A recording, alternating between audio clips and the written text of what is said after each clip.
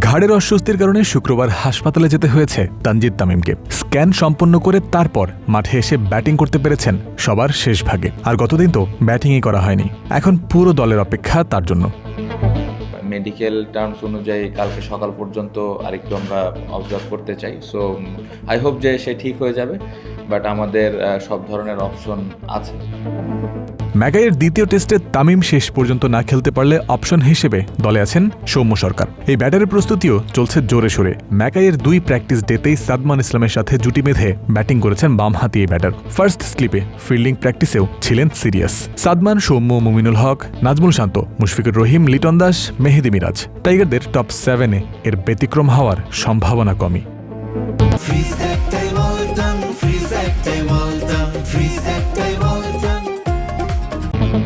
আসা যাক পেসারদের আলোচনায়। ম্যাকাইয়ের বাউন্সি পিচ আর বাতাসের আধিক্যে 4 পেসার খেলানো যায় কিনা অধিনায়ক নাজমুল শান্তর সাথে প্রেস কনফারেন্সেও হয়েছে সেই আলোচনা। I have that luxury to go with 3-2. So I believe that the combination we have, I'm very happy with that. But yes, the fast bowler doing a great job. If we really feel that we need a 4th seamer, yes, the 4th and 5th seamer also ready to do their job. শুধু captain নয়, head coach Phil সিমন্সও গতদিন জানিয়েছিলেন winning combination ভাঙার পক্ষে তিনি নন। তাই হাসান মাহমুদ, তাসকিন আহমেদ ও ইবাদত হোসেন এই পেস-ত্রয়ী নিয়েই নামার সম্ভাবনা বেশি বাংলাদেশের।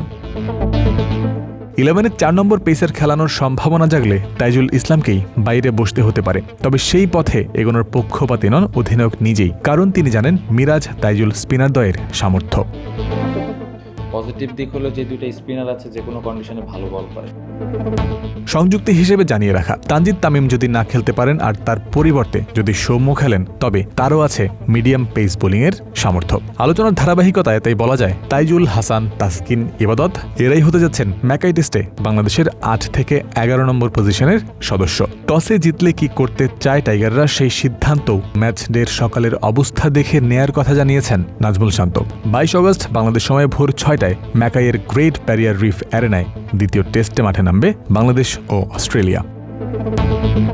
জয়ন্ত বিন্দু, ক্রিক ফ্রেন্সি।